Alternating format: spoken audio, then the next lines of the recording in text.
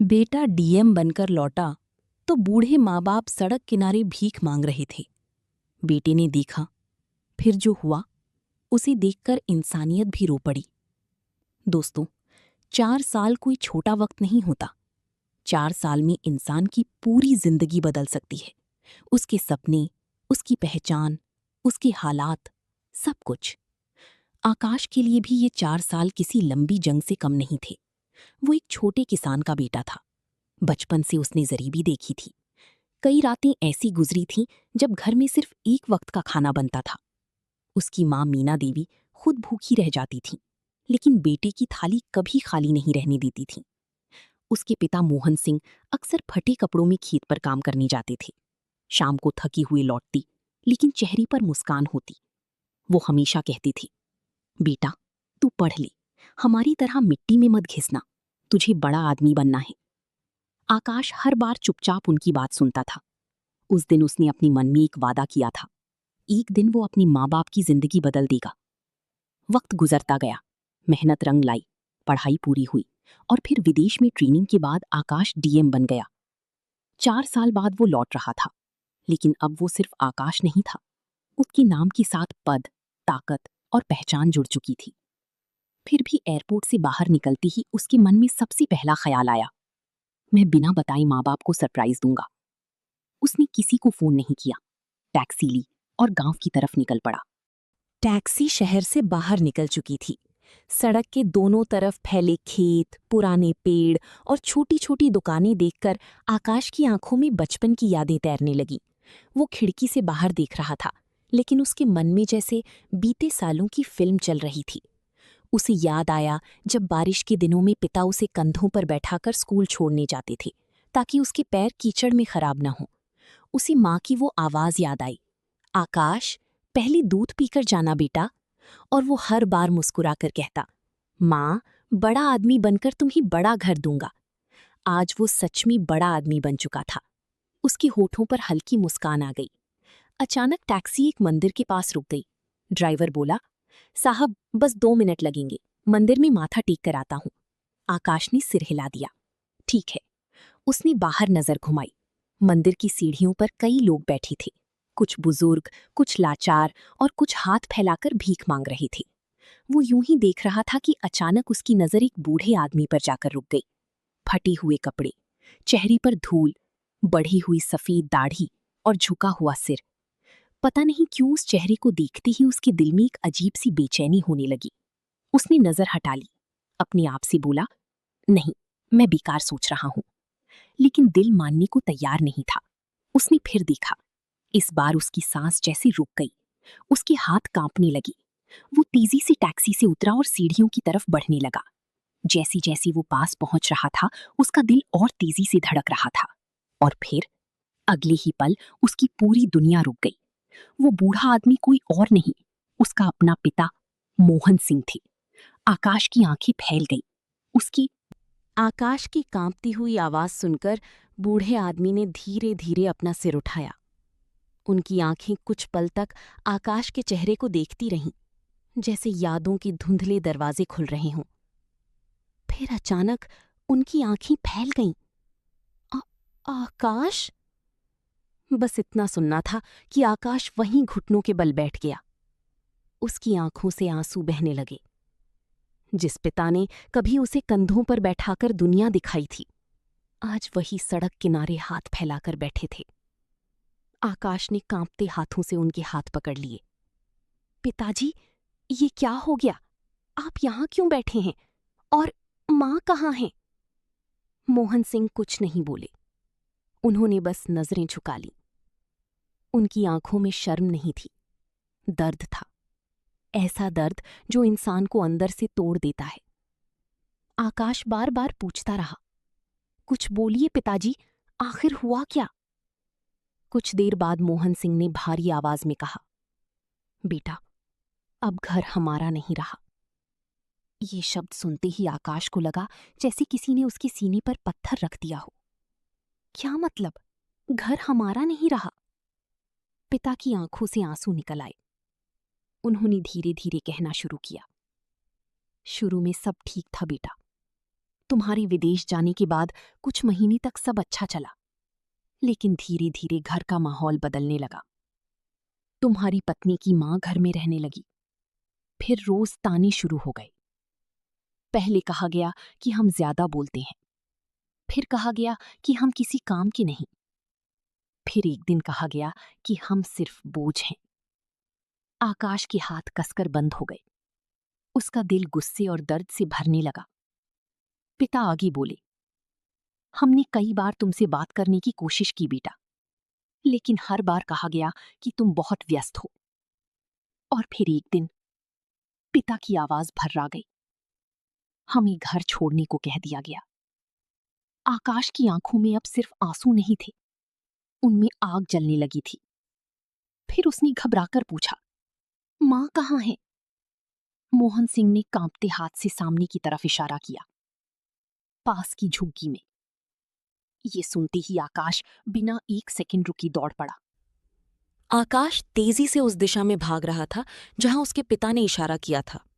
उसके कदम लड़खड़ा रहे थे, दिल जोर जोर से धड़क रहा था और दिमाग में सिर्फ एक ही सवाल घूम रहा था, मां किस हालत में होंगी? कुछ दूर जाने के बाद सड़क किनारे लगी छोटी छोटी झुग्गियां दिखाई देने लगीं। चारों तरफ गंदगी थी, टूटी बाल्टियां, पुराने कपड़े और धुएं की गंध हवा में फैली हुई थी। मोहन सिंह धीरे धीरे उसके पीछे आए और एक नीली पुरानी तिरपाल के सामने रुक गए। उन्होंने कांपती आवाज में कहा, यही है बेटा। आकाश का दिल जैसे बैठ गया। उसने धीरे से तिरपाल हटाई और अंदर झांका। अंदर अंधेरा था। जमीन पर एक पुरानी चादर बिछी हुई थी।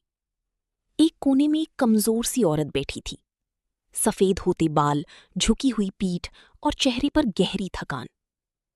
वो उसकी मां थी, मीना देवी। आकाश कुछ पल तक उन्हें देखता रह गया। उसे यकीन ही नहीं हो रहा था कि जो मां कभी उसके लिए घंटों रसोई में खड़ी रहती थी, आज वो इस हालत में बैठी थी। उसी समय मां ने धीरे से सिर उठाया। उनकी नजर आकाश पर पड़ी। पहले तो वे कुछ समझ नहीं पाईं, फिर अचानक उनकी आंखें भर आईं। आकाश। बस इतना सुनते ही आकाश खुद को रोक नहीं पाया। वो दौड़कर मां के पास गया और उनके पैरों में बैठ गया। मां, मुझे माफ कर दो। उसकी आवाज टूट चुकी थी। मैं इतना बड़ा अफसर बन गया, लेकिन अच्छा बेटा नहीं बन पाया। आकाश फूट फूट कर रोने लगा। मां के कमजोर हाथ उसके सिर पर आ गए। उन्होंने आंसुओं के बीच मुस्कुराने की कोशिश की। रो मत बेटा, तू आ गया, हमारे लिए यही बहुत है। मां की ये बात सुनकर आकाश के अंदर कुछ टूट गया। उसने उसी पल मन में एक फैसला कर लिया। अब जो होगा वो सिर्फ बेटी की तरह नहीं, इंसाफ करने वाली इंसान की तरह होगा। आकाश मां के सामने बैठा था, लेकिन उसके अंदर जैसे तूफान चल रहा था। उसकी आंखें बार बार मां के चेहरे पर जा रही थीं। जिन हाथों ने उसे बचपन में सहारा दिया था, वे हाथ आज कमजोर होकर कांप रहे थे। कुछ देर तक वहां खामोशी छाई रही। फिर आकाश ने धीरे से पूछा, मां, आपने मुझे एक बार भी क्यों नहीं बताया? मीना देवी हल्का सा मुस्कुराईं, लेकिन वो मुस्कान दर्द से भरी हुई थी। उन्होंने कहा, कैसे बताते बेटा? तू वहां अपने सपनों के लिए लड़ रहा था। हम नहीं चाहती थी कि हमारी वजह से तू परेशान हो जाए। हमने सोचा था सब ठीक हो जाएगा, लेकिन हालात हर दिन और खराब होते गए। आकाश चुप बैठा सुनता रहा। हर शब्द उसके दिल पर चोट कर रहा था। मां ने आगे कहा, कई रातें ऐसी थीं बेटा, जब हम दोनों भूखी सोए। लेकिन जब तू फोन करता था, हम हमेशा यही कहते थे कि सब ठीक है, क्योंकि हम तेरी आवाज में चिंता नहीं सुनना चाहते थे। आकाश ने सिर झुका लिया। उसे याद आने लगा कि कितनी बार उसने बस औपचारिक तौर पर पूछा था, मां पिताजी कैसे हैं? और जवाब मिलते ही वो निश्चिंत हो जाता था। उसने कभी खुद सच जानने की कोशिश ही नहीं की। धीरे धीरे उसके हाथ मुट्ठी बन गए। उसकी आंखों में अब सिर्फ दर्द नहीं था, एक खामोश गुस्सा भी था। वो अचानक उठकर झुग्गी से बाहर आ गया। आसमान की तरफ देखा और मन ही मन कहा, अब बस, बहुत हो गया। उसी समय उसके पिता बाहर आए। धीरे से बोले, बेटा, अगर तू चाहे तो हमें अपने साथ ले चल। लेकिन इस बार आकाश ने उनकी बात बीच में ही रोक दी। उसने पिता का हाथ पकड़ा और कहा, नहीं पिताजी, अब मैं आपको कहीं ले नहीं जा रहा। अब मैं आपको आपका सम्मान वापस दिलाऊंगा। मोहन सिंह उसे हैरानी से देखने लगी। उन्हें समझ नहीं आ रहा था कि उनकी बेटी के मन में आखिर चल क्या रहा है। लेकिन उस वक्त आकाश ने फैसला कर लिया था, अब सच सामने आएगा। उस रात आकाश को बिल्कुल नींद नहीं आई। माँ और पिताजी पहली बार चैन से सो रहे थे, लेकिन उसकी आंखों के सामने बार बार वही दृश्य आ रहा था। मंदिर की सीढ़ियों पर बैठे पिता, झुग्गी में बैठी माँ और उनकी आंखों का दर्द। सुबह होते ही उसने फैसला कर लिया। अब सिर्फ दुखी होकर बैठना नहीं था, अब कुछ करना था। उसने सबसे पहले एक अच्छा कमरा किराए पर लिया, जहां माँ बाप आराम से रह सकें। नए कपड़े खरीदे, दवाइयां लाया और डॉक्टर को भी दिखाया। जब माँ ने नया बिस्तर देखा तो उनकी आंखें भर आईं। उन्होंने धीरे से पूछा, बेटा, ये सब हमारे लिए? आकाश उनके पास बैठ गया। माँ, आपके लिए तो मेरी पूरी जिंदगी भी कम है। मीना देवी की आंखों से आंसू निकल पड़े। कुछ देर बाद आकाश बाहर आकर खड़ा हो गया।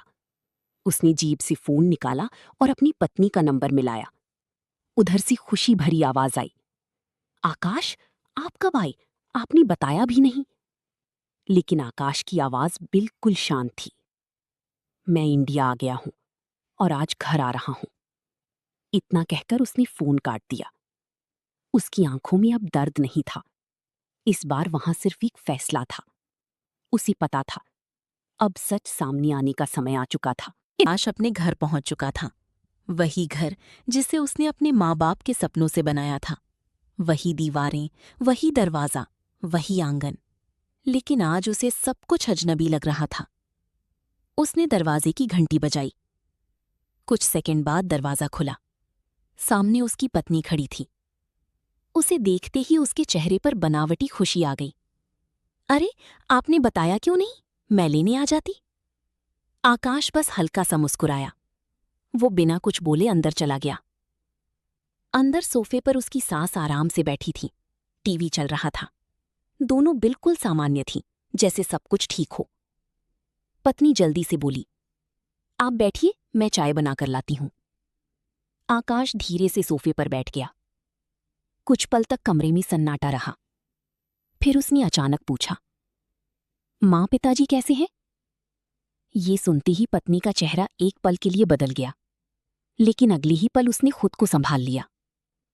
वो गांव गए हुए हैं, वहां उनका मन ज्यादा लगता है। आकाश उसकी आंखों में देखता रहा कुछ सेकंड तक। फिर उसने सिर हिलाया। अच्छा। उसकी पत्नी ने राहत की सांस ली। उसे लगा झूठ फिर से बच गया। लेकिन उसे क्या पता था, आकाश अब सब कुछ जान चुका था और उसके दिल में अब एक फैसला पूरी तरह बन चुका था। अब झूठ का आखिरी दिन शुरू हो चुका था।